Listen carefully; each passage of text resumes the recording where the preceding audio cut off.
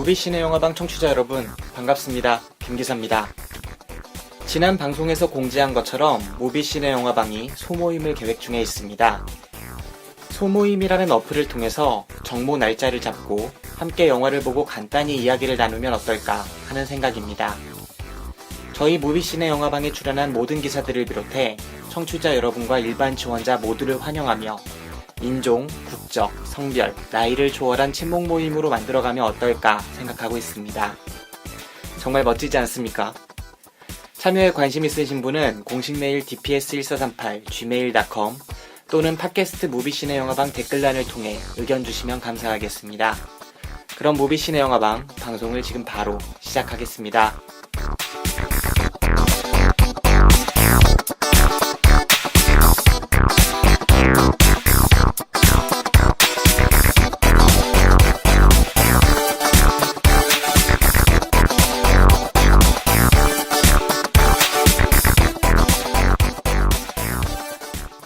더 쉽게, 더 즐겁게, 그리고 더.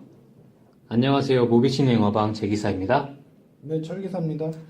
예, 안녕하세요. 저희 오랜만에 제기사와 철기사만 단둘이서 녹음을 하게 되었습니다. 어떻게 보면은 이 무비시네 방에 있는 이 격주로 우리끼리 하는 이 영화방에서 제기사와 철기사가 가장 원년 멤버인데, 그동안 많은 사람들이 거쳐가다가 또 어떻게 둘이만 또 오늘 녹음을 하게 되었네요, 철기사님. 예, 저도 매주 나왔어야 했는데, 요 며칠 사이에 팔자에 없는 약간 바쁜 일이 좀 있어가지고, 몇 주 막 빠지고 격주로 나오게 됐습니다. 예. 그 점에 대해서는 참여하시는 분들한테 되게 죄송하게 느끼고, 오늘 단촐하게 둘이 있으니까 또 초심으로 돌아가는 것 같고, 좋네요. 예. 네. 최 기사님, 근황 좀 얘기해 주세요. 저번 시간에 남 기사님이 나왔어요. 남 기사님 오셔가지고, 설 기사님의 근황에 대해 짤막하게 설명을 좀 해주셨는데, 좀 더 자세하게 좀 얘기를 해주세요. 근데 그 편이 아직 안 올라가지 않았네. 네. 저희 편이 더 먼저 올라가겠어요. 근데 이 편도 어차피 그 편 올라간 다음에 올라올 것 같기 때문에 충분히 알 수 있을 것 같아요. 뭐 별거 없었습니다. 최근에 그냥 짤막하게 그냥 지인분 거 그냥 단편 영화 찍는 거 가서 도와드리고 그 알바하는데 일자리 이직하고. 네, 이직하셨어요, 설 기사님. 박수 한번 쳐드리죠. 되게 탈출하고 싶어 했던 직장이잖아요. 예? 직장이라고 하기도 뭐하고 알바인데 막상 그만두길 잘했다고 생각이 들고 올해 한 3달 남았는데 힘차게 한번 살아보려고 합니다. 예. 9달은 힘들었지만 남은 3달은. 예, 그죠. 9달 그냥 문해처럼 살았는데 식물인간처럼 한번 남은 3달을 한번 활기차게 한번 일어서 보겠습니다. 네. 넘어갈까요? 그러시는 재기사님은야말로 네. 요즘 직장인으로 아주 바쁘시지 않습니까? 저도 아직도 반인 반마처럼 직장인을 하긴 그렇지만 요즘에 굉장히 바쁜 나날을 보내고 있어요. 이게 삶이 참 힘들더라고요. 밥벌이라는 게 되게 힘들고 고되고 지리멸렬한데 끊을 수가 없고. 그래도 저는 요즘 참 보기 좋습니다. 네, 그렇습니까? 재기사님이 씀씀이가 해퍼지셔가지고 참 보기 좋아요. 네. 예. 오늘도 설기사님이 어제도 많이 제가 사드리고 어쩌다 보니까 많이 이렇게 대접을 하게 됐는데 자꾸 얻어먹기 네. 마음 불편합니다. 네, 설기사님 미안한 마음에 지금 계속 카카오톡 쿠폰을 날리고 있어요. 예. 계속 날리면 계속 막 됐다 이런 거 계속 취소하고 네. 이래가지고 그냥 어떻게 해야 될지 모르겠네요. 괜찮아요. 저 마음만 받을게요. 좋은 날이 오겠죠. 네. 오늘도 로또 한 장 사려고요. 집 가는 길에. 8시 전에 사야죠. 예? 네. 아이고, 오늘 지금 토요일이에요. 토요일 5시 반인데. 빨리 녹음을 끝내고 네. 로또 한 장을 손에 들고. 만약 다음 주에 설기사님이 안 나오신다면은 그날은 이제 설기사님이 아니죠. 안 나오는 게 아니고 그날은 이제 어디 YG 사업 스튜디오 이런 데 빌려가지고 쓸데없이 그래서 전문 녹음실에 가서 훨씬 좋은 퀄리티로 1080p 오디오를 1080p 비디오가 아니고 4K로? 4K로 오디오에 4K가 있는지 모르겠는데 그 정도로 퀄리티가 높아지면 제가 로또 맞으신 줄 아시면 될 것 같습니다. 네. 그날을 좀 고대하겠습니다. 예. 저도. 어쨌든 거두절미하고 저희 근황은 어쨌든 이렇게 됐고 저희 오늘 할 영화에 대해서 좀 설명을 해드리면은 이번 영화는 리들리 스콧 감독, 스콧 형제의 큰 형이죠. 토니 스콧 감독은 얼마 전에 작별을 고하셨고 애들을 표합니다. 네, 돌아가신 지 한 2년 넘었는데 이제 와가지고 뭐 돌아가시고 백골이 진토가 되어 그러셨을 거예요 네. 지금. 그래서 리들리 스콧 감독님이 계속 지금 영화를 찍고 계시는데 작년에 카운슬러였나요? 나왔던 게? 작년이 카운슬러가 아니고요. 네. 엑소더스라고 아, 크리스찬 베일이랑 예. 그 감독을 했던 거예요? 제작을 했던 건가요? 감독했어요. 감독했었나요? 엑소더스는 감독을 했는데 네. 그 쫄딱 망해가지고. 음. 근데 뭐 이 네. 리들리 스콧 감독이 네. 거의 뭐 약간 영화 어떤 거장이긴 한데 어떤 뭐 되게 막 오랜 기간 들여 막 그렇게 찍는 분이 아니고 다작하시죠. 이 영화 끝나면 바로 저 영화 가서 또 찍고 막 이런 공장장의 느낌이 좀 있으신 분이라 뭐 일희일비에 하지 않으실 것 같아요. 맞습니다. 뭐 외국 분이라서 제가 뭐 사정은 잘 모르겠지만 돈은 뭐 이미 옛날에 많이 벌어. 돈은 이제 뭐 속세에 떠난 분이시죠. 아 그럼요. 그래가지고 네. 좀 약간 리들리 스콧 감독 영화는 약간 각 편마다 좀 편차가 좀 있어요. 맞습니다. 너무 작품을 다작을 하시는 분이라서. 그래서 그런 리들리 스콧 감독, 공장장이 영화 제작자인 리들리 스콧 감독의 신작인 더 마션을 이번에 녹음하기로 했습니다. 예, 우선 예고편 듣고 본격적으로 영화 얘기 진행할까요, 조리사님? 예, 예고편 듣고 오시죠. 네. My team must have thought I was dead. NASA thought I was dead. Commander, report to go now.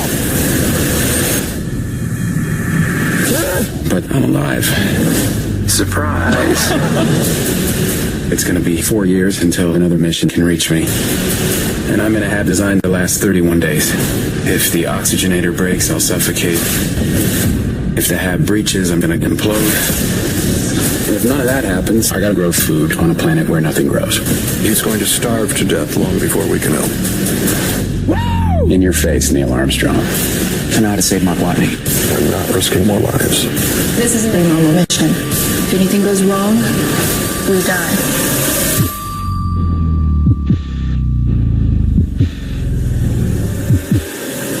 반드시 돌아갈 것이다. I'm not gonna die. 마션 10월 3D 대개봉. 예, 예고편 듣고 오셨는데요. 철기사님, 이 영화 좀 줄거리 좀 요약해 주세요. 좀 크게. 예, 이 영화는 이제 영화가 시작이 이제 화성에서 이제 탐사를 하는 탐사대원들이 탐사를 하는 거에서 이제 시작을 합니다. 근데 그 대원들 안에 마크 와튼이라는 맷 데이먼이 맡은 주인공이 속해 있는데 갑자기 화성의 기상 악화로 인해서 모든 대원들이 위기에 빠지게 되고 긴급 탈출을 하게 됩니다. 그 와중에 이제 마크 와튼이는 폭풍에 날아오는 파편에 맞아 실종하게 됩니다. 대원들이 그를 살리려고 노력을 하지만 결국 너무 자신들도 이제 위험해질 수 있다는 이유 때문에 자신들만 빠져나오게 됩니다. 자연히 이제 마크 와튼이는 이제 통신이 두절되게 되면서 이제 지구에서는 이제 사망한 걸로 이제 처리가 됩니다. 하지만 영화가 하지만 우리 주인공은 쉽게 죽지 않죠? 역시 안 죽죠. 네, 역시 안 죽죠? 기적적으로 살아남아서 자기 혼자 그 남기고 떠난 이제 대원들이 남기고 떠난 이제 기지에서 이제 삶을 시작합니다. 대원들이 남기고 가는 식량을 계산을 해가지고 자신이 며칠까지 살아남을 수 있을지 그리고 그러니까 이 마크 와트니가 지질학자로 나와요. 아니죠. 식물학자. 식물학자로 이제 그 소속원으로 나오는데 그 자신의 신분과 장기를 이용해가지고 그 화성에서 감자를 이제 재배하려고 이제 노력을 하는 과정이 나옵니다.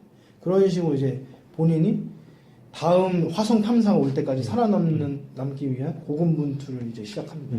그와 동시에 지구에서도 마크가 살아있다는 것을 알게 되고 그와 교신을 다시 하게 되고 빠른 시일 내에 이제 그를 구조하기 위한 어떤 분주한 움직임 그리고 그 속에서 이제 어떤 우여곡절들을 그린 영화가 마션이라고 할 수 있겠습니다. 맞습니다. 네, 철기사님이 아까 말씀해 주셨는데 이 마션이란 뜻이 화성인이란 뜻이죠. 네. 그래서 어떻게 보면 인류 최초로 화성이란 공간에서 홀로 정착해서 한 거의 1년 가까이를 살아남는 사람에 대한 이야기인 거죠. 이 영화의 예. 이제 가장 큰 매력은 이제 지금까지 어떤 영화에서도 그 화성이든 어떤 행성이든 외계 행성에서 생활을 한다는 것을 뭐 보여준 영화는 없었단 말이죠, 여태까지. 근데 그걸 이제 본격적으로 이제 보여주는 영화인데, 그 영화에 보면은 인상 깊은 대사가 그 어느 땅이든 재배를 하게 된다면 그 땅은 너의 것이다, 이런 대사가. 맞죠. 그 시카고 대학에서 그 마크 와트니에게 편지를 보내죠. 거기 살아있다는 소식을 듣고 이메일을 보냈는데 그 대학에서 보낸 그 이메일 내용이 그런 거였죠. 그게 참 이 영화를 요약하는 어떤 한 줄이 아닌가 생각이 들더라고요. 그 땅을 최초의 어떻게 보면 화성인이죠. 거기서 이제 식물을 재배하고 이제 살아남는다는 거에 대해서. 맞죠. 어떻게 보면은 굉장히 플롯은 간단한 것 같아요. 영화 이야기 전체적인 컨셉이나 플롯은 굉장히 간단한 영화인데, 근데도 뭐 동의하시는 분이 없을 수도 있겠지만 저 나름대로는 굉장히 몰입해서 볼 수 있는 영화였는데, 그러한 이유를 생각해 보면은 그 맷 데이먼이라는 한 인간이 굉장히 긍정적인 인물이었던 것 같아요. 근데 다른 우주를 좀 재현한 영화를 보면은 뭐 우주 전쟁, 침략, 되게 고난이 있고 그 안에 드라마가 있고 막 어려움이 많은 영화인데, 이 영화도 마찬가지로 어려움이 있지만 그거를 극복하는 있는 방법에서는 굉장히 긍정적으로 극복을 해내는 거 보면서 맷 데이먼이라는 인물이, 그 마크 와튼으로 나온 인물이 굉장히 대단하다는 생각이 많이 들었었어요. 네, 이 영화를 두고 이제 화성판 로빈슨 크루소라고 이제 홍보를 많이 하는데, 그 말이 맞는 말이고, 이 영화에서 가장 재밌게 볼 수 있는 대목도 그 화성에서 마크 와튼이 어떤 아이디어로 살아남는지가 가장 재밌는 요소고, 사실은. 이 영화 같은 경우에는 이제 지구에서 이제 상황을 이제 교차로 이제 보여주는데, 개인적으로 지구에서의 상황은 좀 약간 좀 텐션이 떨어지는 그런 좀 지점이 있어요. 그렇죠. 지리하기도 하고 좀 상투적인 건 되게 많고, 오히려 이제 화성이라는 공간을 어떻게 담느냐에 포커스를 맞추고 이 영화를 보는 게 이 영화를 재밌게 볼 수 있는 포인트가 아닐까 생각해 해봅니다. 네. 철 기사님이 생각했을 때 이 영화에서 나오는 화성 재현력이 어느 정도 된다고 생각해요? 비슷하다고 생각하나요? 자기가 생각했던 그런 거랑? 사실 제가 뭐 저는 사실 우주에서 벌어지는 이야기는 그다지 뭐 흥미를 느끼지 않는 편은 아닙니다. 영화 소재로도. 그래서 뭐 화성이라고 하니까 붉은 토양이 많고 뭐 이런 거를 영화로 보여주는데, 솔직히 말하면은 그 전에 이제 최근 2년 안에 센세이션을 많이 일으켰던 영화들이 다 보면은 우주 영화들을 보면은 그래비티라던가 뭐 최근에 인터스텔라 올해 개봉했던 이게 두 개를 봤을 때 어떤 이미지적인 어떤 충격은 없었어요, 사실. 맞죠. 근데 어떻게 보면 그게 이 영화가 다른 두 영화와 차별을 보여주는 지점이라고 생각되는 게, 두 영화는 압도적으로 어떤 극한의 기술력을 바탕으로 사람들에게 시각적인 어떤 즐거움을 선사하는 게 어떤 큰 목적이 있다고 보는데, 이 영화 같은 경우에는 이미 그 수준은 이제 지나가고 어떤 한 인간에 좀 더 초점을 맞추려고 하는 노력이 보이더라고요. 그래서 그런지 어떤 이 비주얼적인 어떤 큰 감명은 사실 이 영화에서 다른 두 영화에 비해서 좀 약하지 않았나. 맞죠. 네. 리들리 스콧 감독이 되게 우주 영화를 되게 많이 찍었어요, 지금 생각해보면은. 그렇죠. 뭐 SF의 어떻게 보면 대가죠. 맞죠. 재작년에 3년 전이죠. 프로메테우스도 찍고 그 전으로부터 거슬러 올라가다 보면은 불멸의 명작, 네. 블레이드 러너, 네. 에일리언 시리즈가 어떻게 보면 우주 시리즈 어떻게 보면 교과서 같은 그런 작품들인데, 이제는 우주를 재현하는 거에서는 요즘 신진 감독들이 훨씬 더 상상력이 더 뛰어난 것 같아요. 그렇죠. 네. 그런 면에서는 좀 아쉽지만 어쨌든 드라마를 끌어나가는 능력이라든지 인간의 어떤 본연적인 의지라든지 뭐 자세라든지 이런 거를 영화 속에서 이렇게 드러내는 능력은 역시나 뛰어나다는 생각이 듭니다. 굉장히 저는 감명을 했어요. 제 기사님은 네. 어느 부분이 제일 좋으셨어요? 저는 그런 거죠. 그 마크 와튼이라는 인물이 보여주는 그 유머들. 내가 과연 그 화성에 떨어져 있으면은 홀로 떨어져 있고 식량은 이거밖에 안 남아서 내가 죽을 수도 있고 여러 가지 변수가 존재하고 이런 어려움들이 다 눈에 보이는데, 그 안에서도 굉장한 긍정성으로 그걸 극복해냈잖아요. 저는 오히려 처음에 이 영화에 대해서 들었을 때 로빈스 크루스랑 뭐 화성판 로빈스 크루스라고 말을 했던 것처럼 뭐 먹고 사는 문제, 입고 뭐 덮는 문제 이런 것도 하나의 문제지만 과연 어떻게 외로움을 극복할까에 대한 이 인간이 그거에 대한 어떤 통찰이라든지 고뇌를 보여줄 줄 알았거든요, 영화 속에서. 근데 그 부분에 대해서는 그렇게 크게 안 보여주는 거예요. 굳이 드러내지 않더라고요. 드러내지 않고 오히려 외롭겠다라는 생각을 했는데 그 주인공은 굉장히 긍정적으로 삶의 유머가 있는 거예요. 모든 행동에. 그러면서 그 자신의 외로움이라든지 어떤 고립감 이런 걸 극복해내는 걸 보면서 대단하다라는 생각이 들었죠. 근데 이 영화가 네. 어떤 사색할 만한 지점은 좀 적은 편입니다, 사실. 맞죠. 개인적으로는 이제 아까도 말했듯이 인터스텔라랑 그래비티랑 이 영화를 이렇게 묶어서 얘기를 하고 싶은데 개인적으로 그래비티를 뛰어넘지는 못한 것 같아요. 나머지 두 영화가. 맞죠. 왜냐하면 그래비티 같은 경우에는 되게 서정적이에요. 어떤 여백이 많고 영화가 철저하게 그 영화는 산드라 블록 하나만 가지고 이끌어가기 때문에 우주 공간에서 그런 면에서 근데 저는 아까도 말했지만 이게 지구에서의 상황과 이렇게 왔다 갔다 하는 게 어떻게 보면 한 인물을 따라가는데 약간 좀 방해가 되는 요소도 분명 작용했다고 봐요. 저는 이 영화. 맞죠. 살짝 그래서 지구 분량에서 약간 졸리기도 하더라고요. 근데 그 산드라 블록과 그 맷 데이먼의 가장 큰 차이는 맷 데이먼은 밟을 땅이 있잖아요. 근데 산드라 블록은 우주 속에 계속 부유하잖아요.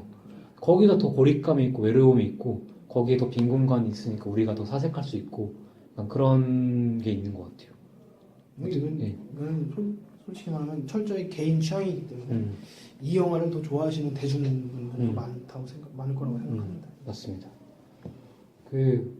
또 저희가 좀 생각을 해보면 하는 게 저는 이 부분이 되게 좀 아쉬웠어요. 오히려 그 아까 철기사님이 말했던 감명 깊었던 부분이 어딘지 어떤 땅이든 수학을 시작하면은 거긴 점령한 거다 이렇게 말을 하는데 오히려 그 사람이 어떤 삶의 의지로 이걸 극복해냈으면 좋겠는데 어느 순간 점령가가 돼 있는 거예요. 나를 우주의 해적이라 불러달라. 여기서부터 여기 내가 처음 밟았으니까 여기 내 땅이다. 뭐 해사법이 적용되니까 여기 내 영토다. 이렇게 말을 하는 거 보면서 되게 콜로나이즈라는 그 단어를 되게 많이 쓰잖아요. 그런 거 보면서 되게 그 사람에 대한 반감? 어떤 좀 그런 게 들었거든요. 어떻게 보면 그 맷 데이먼의 인물 뒤에는 나사가 있고 나사가 계속 우주 여행을 하고 우주 탐사를 하는 이유도 뭐 그러한 이유 때문이지 않나. 그거를 좀 더 포장해주고 긍정하게 해주는 뭐랄까 명분이지 않나 이런 생각이 들더라고요. 그렇게 말하니까 미국적 정복주의와 미국적 휴머니즘이 이 영화에 다분하게 있다고 맞죠. 생각되죠. 그러니까 어떻게 보면 할리우드에서 만들어지는 SF 영화는 기본 기조가 정복주의가 좀 있어요. 맞죠. 언젠가는 지구의 자원을 다 소진 대체 행성을 찾아야 된다는 어떤 인터스텔라도 그렇고 인터스텔라도 보면은 모든 지구가 이제 식량이 이제 다 떨어져가지고 이제 결국 다른 행성을 찾아야 되는 게 목표란 말이에요. 이 영화에서도 어떤 그런 기조가 깔려져 있는 거죠. 그렇죠. 그런 거에 반감이 쓸 수도 있죠, 사실. 그런 거는. 교수님 별로 그렇게 큰 반감은 저는 뭐 영화는 영화일 뿐이니까. 영화는 맞습니다. 근데 뜬금치 않게 영화에서 중국이 계속 나와요. 갑자기 중국의 나사 같은 데에서 되게 어려움을 곤란에 처한 미국 나사를 도와주고 갑자기 중국인 개발자가 로켓을 개발해주고 그런 거 보면서 참 중국 시장이 많이 커졌구나. 일부러 분명히 넣었을 텐데 라는 생각도 들더라고요. 거기서 중국이 도와줄 때 하는 대사도 딱 그거잖아요. 이거는 정치의 문제가 아니고 과학의 문제다. 과학의 문제. 다분히 계산적이죠. 네. 사실 어떻게 보면. 요즘에 또 헐리우드 영화에서 중국 캐릭터가 되게 많이 등장하고 중국 시장이 워낙 커졌어요. 리들리 스콧도 그런 걸 생각하면서 영화를 만든 것 같습니다. 요즘은 영화 스텝을 하고 해서 돈 많이 벌고 싶으면은 중국어 배우면 되게 좋아요. 중국 가서 스텝하면 되니까 돈 많이 주거든요. 맞죠. 그래서 저도 중국어를 알아보고 좀 있습니다. 늦지 않았을까요? 네? 늦었다고 생각했을 때 늦긴 하는데 그래도 한번 발악이라도 해보는 거죠. 제 기사님도 중국어 틈틈이 공부해야 돼요. 해야 될 것 같아요. 네. 같이 어떻게 초급반이라도 같이 뭐 아니니? 아니 한자도 모르니까 키자도 모르니까 사실 막막합니다. 맞습니다. 정확합니다. 근데- 중국이 이 생활 지배면 어떻게 될까요? 예? 아니 뭐 할 거예요 아마 내가 봤을 때. 그렇죠. 하게 돼 있어요. 네. 내 생각에는 여러분들도 늦었다고 생각했을 때 늦긴 한데 중국어 한번 배워야 될 하시면 것 같아요. 네. 큰 돈 만질 수 있어요. 큰 돈 만들려면 중국 가야 돼요. 예. 연변이 참 기회 땅인데. 예? 기회 땅인데. 연배는 좀 연배까지는 모르겠고 하여간 요즘 잠깐 딴 얘기로 했는데 예, 진행하시죠. 네. 또 저희가 리들리 스콧 감독에 대해서 좀 더 얘기해 볼까요, 철 기사님? 예. 저는 철 기사님 어떤 영화 제일 좋아했어요? 리들리 스콧 감독하면 사실 너무 많죠. 네. 뭐 글래디에이터 뭐 네. 해가지고 뭐 워낙 너무 많이 네. 만들고 네. 그 와중에 폭망한 영화도 너무 많고 음. 저는 뭐 블레이드 러너를 가장 좋아합니다. 블레이드 러너 어떤 점에서 좋았죠? 근데 뭐 블레이드 러너 다 원작이 있고 그런 영화긴 한데 음. 그 세계관이 있잖아요. 네. 블레이드 러너에서 그 자신이 인간인지 아닌 기계인지 명확하지 않은 모호함 속에서 기계가 감정을 가지려고 할 때 그거를 제어하려고 하는 인간이란 창조자의 어떤 잔혹함 그런 것에서 오는 어떤 딜레마 참 워낙 뭐 그게 몇 년도 작품이죠? 80년도 작품. 맞죠. 80년대 작품인데 그렇게 80년도 그런 세계관을 가지고 영화를 찍는 게 참 대단한 감독인 것 같아요. 그때 블레이드 러너의 비주얼은 정말 예. 혁신적이에요. 혁신적. 아직도 교과서 같은 영화죠. 뭐 그걸로 뭐 철학 서적 너무 많이 나오고 사실 뭐 모든 SF 로봇 사이언스 영화의 어떤 기본 베이스가 되는 영화이기 때문에 근데 뭐 최근작들은 솔직히 말해서 제가 공장장이라고 하는 얘기를 한 거는 어떻게 보면 좀 좋은 의미는 아닙니다.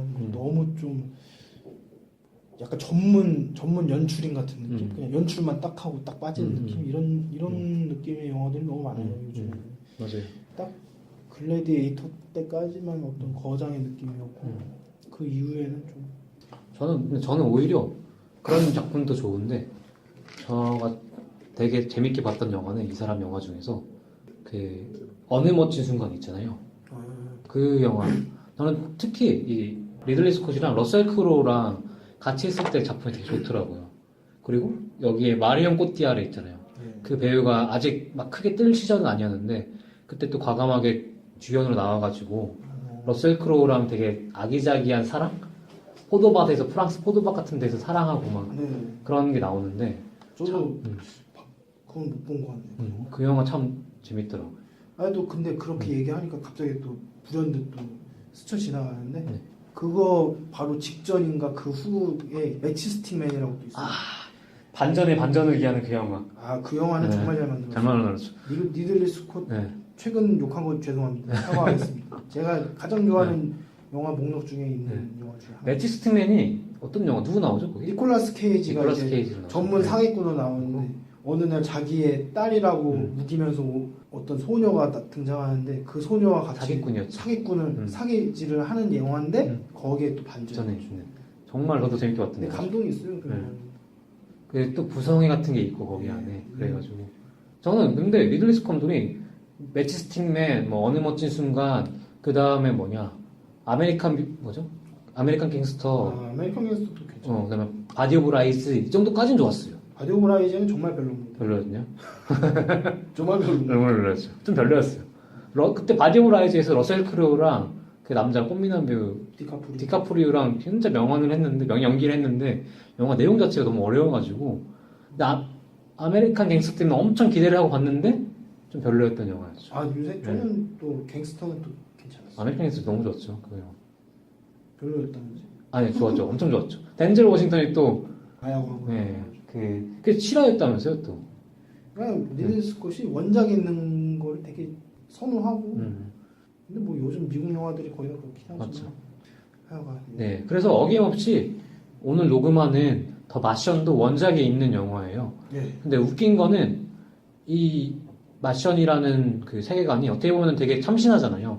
화성에서 한 지구인이 살아남는다는 게 그런 컨셉 자체가 되게 좋은데 이게 사실은 책으로 발매됐던 게 아니라 과학을 전공했던 한 사람이 자기 블로그에 개인적으로 올린 단행본들이 엮어서 나온 책이라고 합니다. 그래요. 네, 그래서 처음에는 되게 공짜로 나왔다가 그 여러 가지 이제 팬덤이 쌓이고 이러다 보니까 나중에 책으로 발매된 케이스라고 합니다. 그 사람 떼부자가 됐겠죠? 지금은? 원래 판권 이런 거 팔리면 어마어마하니까요. 맞죠. 계속 참 작은 거라 아이디어라도 실행을 잘하면은 떼부자 될 수 있는 것 같아요. 원래 기회라는 게 네.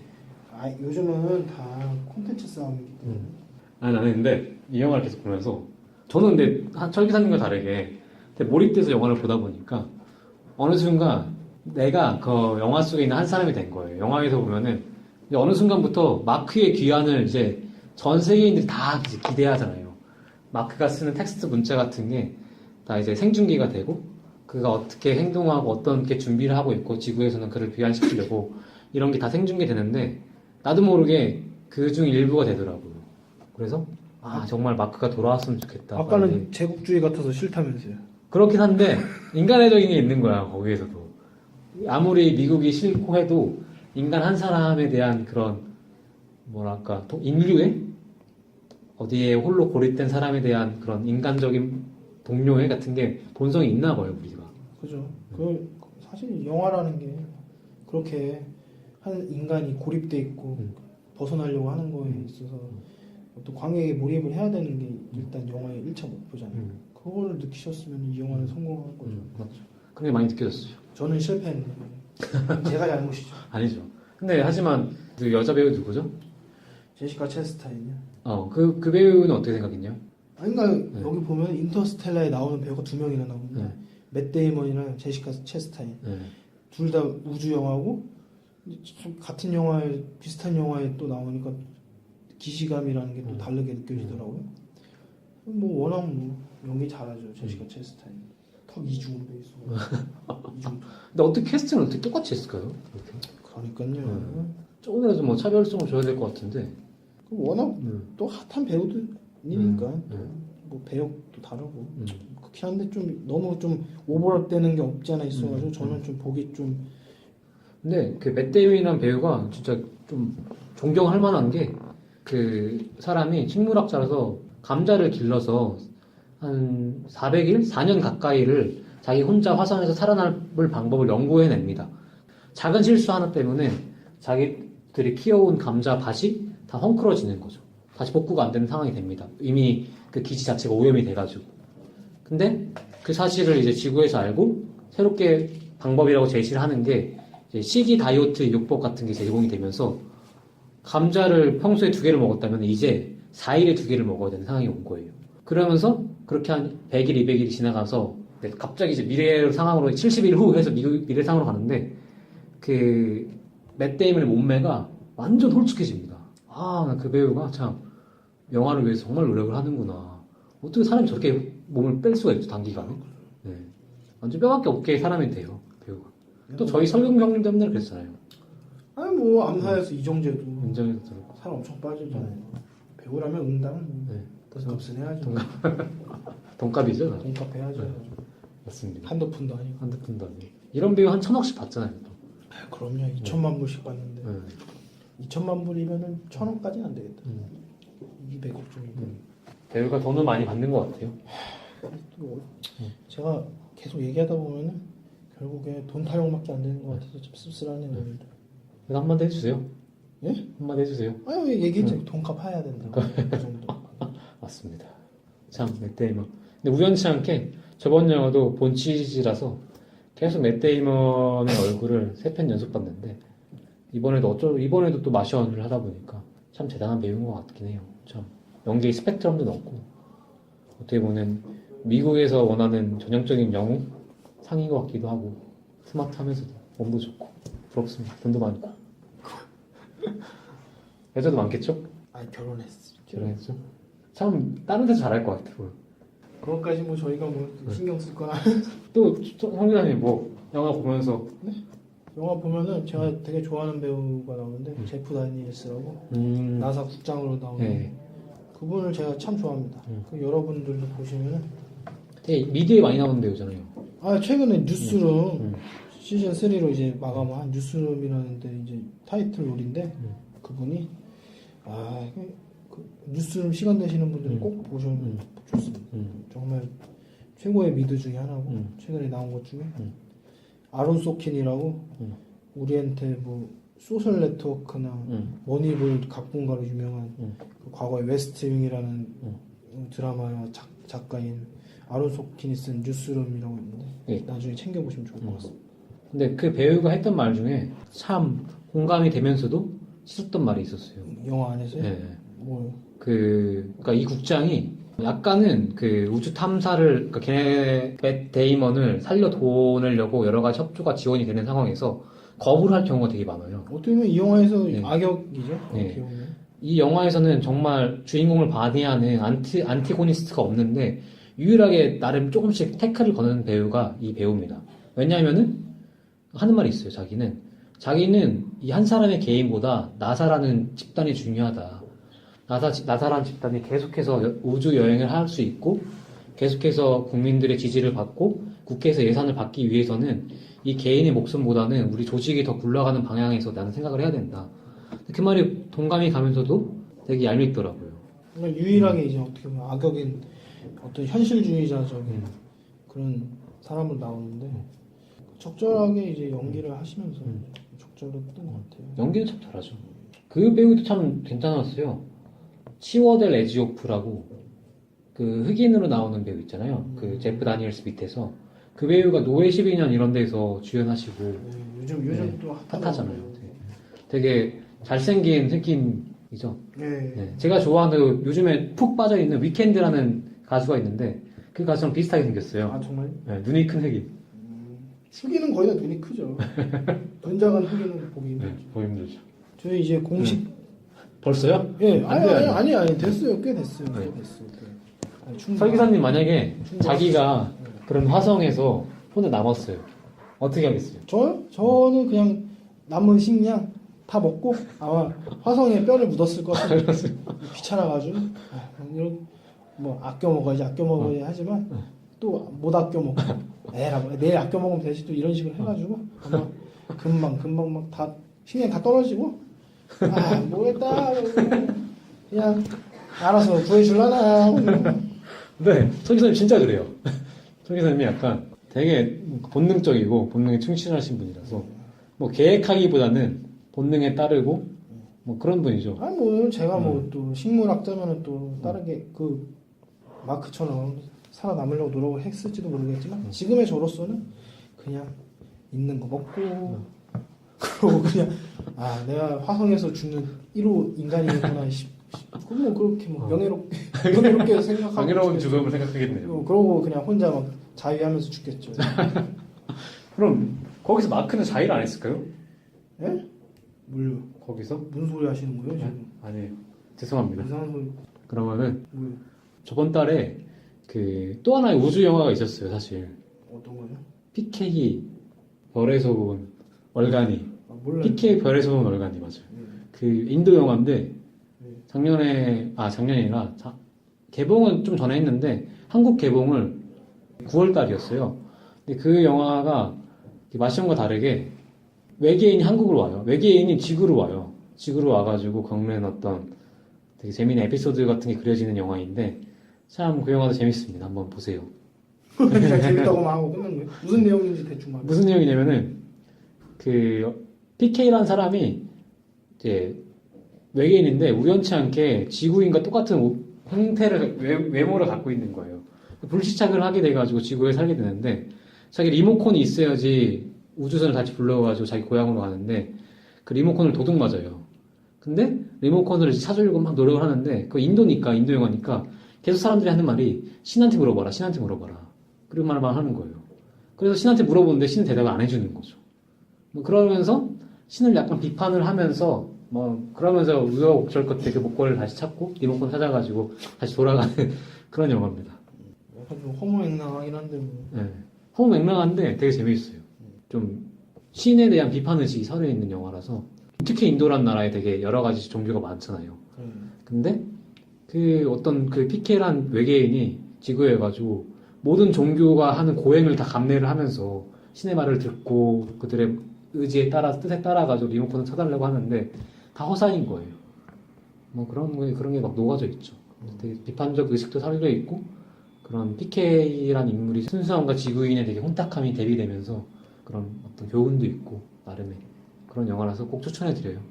어떻게 하다 보니까 추천해준 영화가 됐네요. 자연스럽게 넘어가는 거죠. 이렇게 해가지고. 한철 기사님은요? 그럼 자연스럽게 네. 제가 추천하는 걸로 그냥 넘어갈까요? 네. 철 기사님 어떤 영화 추천하세요? 저 그 마션을 보니까 그 이미지들이 픽사의 원리가 생각이 많이 나더라고요. 네. 어떤 황폐한 화성, 붉은 땅의 이미지라던가 뭐 크게 뭐 연관은 없는데 또 우주를 배경으로 한 우주는 아니죠. 원리는 그런 이미지들이 겹쳐가지고 갑자기 월리가 보고 싶어졌어요. 네. 추천한다기보다. 네. 그러면 철 기사님 원리. 저 같은 경우에는 PK PK. 화성에서 온 얼간이. 근데 이 영화가 저번 방송을 아마 했을 거예요. 김 기사님이 방송하셨는데 저도 그 전에 한번 봤었는데 굉장히 재밌는 영화입니다. 아, 이 영화를 하셨어요? 네, 네. 인도의 세월간이가 되게 흥행을 했었잖아요. 네. 그 영화의 흥행 스코어를 뒤집은 영화입니다. 아, 정말요? 그래서 굉장히 의미도 있고 재미도 있는 영화이기 때문에 그리고 또 우주, 지구인, 우주인 뭐 이런 거를 좀 연관이 있는 영화이기 때문에 추천해드립니다. 또 저는 좀 요즘에 본 책 중에서 한 권을 또 추천해드려요. 제가 알렉산드로 졸리에 지은 인간이라는 직업, 고통에 대한 숙고라는 책을 읽었는데 이 책을 추천해드리는데 이 책은 알렉산드로 졸리행이 뇌성마비로 태어나서 장애라는 타이틀을 가졌지만 되게 유명한 철학자가 돼요, 프랑스에서. 그러면서 인간이라는 거는 태어나서부터가 인간이 되는 게 아니라 우리가 삶을 살아가면서 인간이 되는 한 과정에 있다. 인간은 직업이다. 이런 철학 담론을 펼치는데 이 사람이 주구장창 말이 계속 삶의 유쾌성에 대해서 얘기를 해요.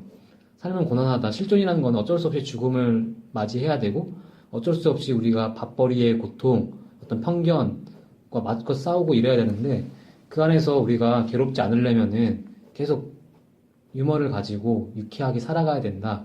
이런 거에 대해서 철학 강의를 하시는데 계속 이 맷 데이먼과 되게 이입이 되더라고, 이 사람과. 어떤 고단한 상황에서도 즐겁게 헤쳐나가고 유머로서 삶의 긍정성으로서 그런 뭐 험난함을 역경을 파헤쳐 나가는 모습을 보면서 이 책 참 추천해드리고 싶었어요. 네. 보면은 굴비 엮듯이 막 잘 엮어요. 지금 제 눈앞에 그 책이 앞에 있네요. 눈에. 얼마 전에 읽었는데 그냥 지금 읽고 계신 책이랑 좀 엮으신 거죠? 네. 여기서 대단하시네. 상포를 하는 사람이 있는데 어떤 철학가인가 봐요. 시인인가? 이렇게 말을 했대요. 모든 날 중에서 가장 망한 날이 어떤 날인지 아세요? 어떤 날? 웃지 않은 날이다. 근데 또 어떤 뭐 마션에 그 마크랑 연관 지으면 딱 맞는 것 맞죠. 같아요. 또 그 이 영화의 중요한 게 또 디스코 음악 아니겠습니까? 유일하게 자기가 외로움을 달랠 수 있는 어떤 사람의 목소리가 나오는 음악, 디스코 음악. 그 음악이 구리다고 투덜투덜대지만 그것마저 외로움을 떨치기 위한 맞죠. 어떤 자기 푸념같이 느껴지는 게 추천하시는 거랑 되게 어떻게 보면 일맥상통하네요. 되게 웃음과 함께 집요해지는 게 가장 좋은 것 같아요. 웃음과 함께 삶의 의지를 가지고 되게 천착하고 집요해지면서 삶을 살아가는 게 가장 큰 뭐 어떻게 보면 행복? 어떤 고수들? 삶의 고수들이 아닐까. 또 그렇게 보니까 이 영화가 또 좀 다르게 보여지네요. 그렇네요. 그래서 이 책 참 좋아요. 인간이라는 직업, 고통에 대한 숙고. 참 짧은데 술술 읽힙니다. 이 책도 역시 추천해드려요. 네, 다음으로 넘어가요. 네, 다음으로 이 영화 추천하는지 안 하는지 한번 얘기를 해볼까요? 철 기사님 어떻게 보셨어요? 저는 철저히 개인적으로 비추드립니다. 비추. 이유는요? 보든지 말든지 해서 말든지인가요? 그렇게 하면. 말든지 주는 거죠. 네.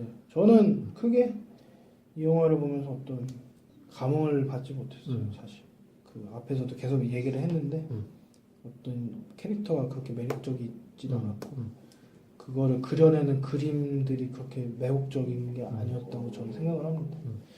뭐 저는 비추드립니다. 저 같은 경우에도 보든지 말든지. 어떻게 보면은 뭐 감독, 배우, 어떤 스케일, 영화적 소재 다 좋은데 이야기가 없어요. 영화 속에서 그 사람이 어떻게 살아남는지에 대해서 이렇게 막 궁금하지가 않더라고요. 뭐, 희한하죠. 진짜. 네. 그게 궁금해요. 네. 리들리 스콧 감독이 좀 늙었다. 감각이 좀 떨어지지 않았나라는 생각이 드는 게 프로메테우스까지만 해도 좀 괜찮았던 것 같은데 근데 그때도 이미 늙으신 네. 분인데 지금 근데 그때도- 1년이 넘으셨어요. 네. 리들리 네. 아저씨가.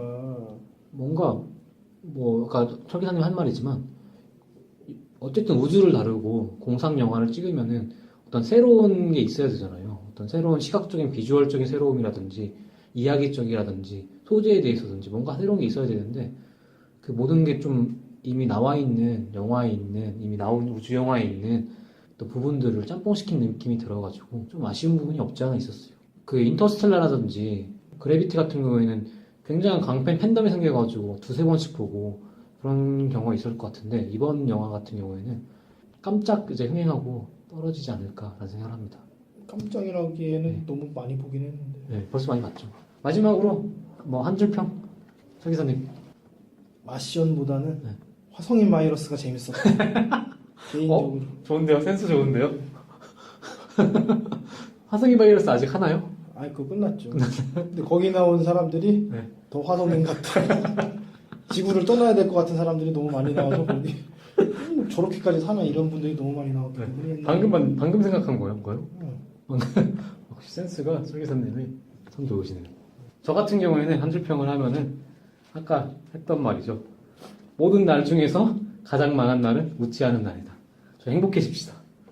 네, 맞는 말이에요. 맞습니다. 저희 웃으면서 네. 또 한 주 보내고 네. 어, 다음에는 뭐 네. 좋은 영화로 영화로. 네. 설 기사님이 다음 영화 한번 생각한 영화 있으면 한번 추천해 주세요. 네. 다른 분들이 또 네. 동의를 좀 어느 정도 해야죠. 네, 한 번씩 돌아가면서 하는 거니까. 사실 저번에 설 기사님이 그때는 틀렸고 지금 맞았던가요? 홍 감독님이. 네, 홍상수 감독님이 영화를 하고 싶어 했는데 때를 놓쳐가지고 저희가 추석 시즌이라서 네. 못해서 아쉬웠어요. 그래서 이번에는 설 기사님이 또 다음 주에 그거를 하던가. 아니면은 다음 주에 공동영리부 JSA 15주년 기념으로 재개봉을 하거든요. 예. 그거에 맞춰가지고 뭐그 영화를 하던가. 그것도 JSA를 하던가. 예. 그 영화 정말 기념비적인 영화거든요. 한국 맞죠. 영화사에. 예. 그래가지고 예. 잘 고민을 해보겠습니다. 예, 그 둘 중에 하나로 저희가 다시 한번 찾아뵙도록 하겠습니다. 지금까지 들어주신 청취자 여러분들 참 감사합니다. 예, 감사하고 항상 네. 죄송합니다. 네. 저희 방송 오늘 좀 텐션이 떨어졌나요? 예. 아니 뭐 밀도가 좀 떨어지긴 네. 했는데 다 근데 영화 자체가 뭐할 얘기가 없었습니다. 제 잘못이죠. 아닙니다. 뭐 영화 탓을 할 거 아닙니다, 여러분. 아닙니다. 그래서 더욱더 정진하겠습니다. 네. 건강하시고 간절기에 옷 챙겨 입으세요. 네, 감기 조심하세요. 예. 저희 들어가겠습니다. 이만. 예.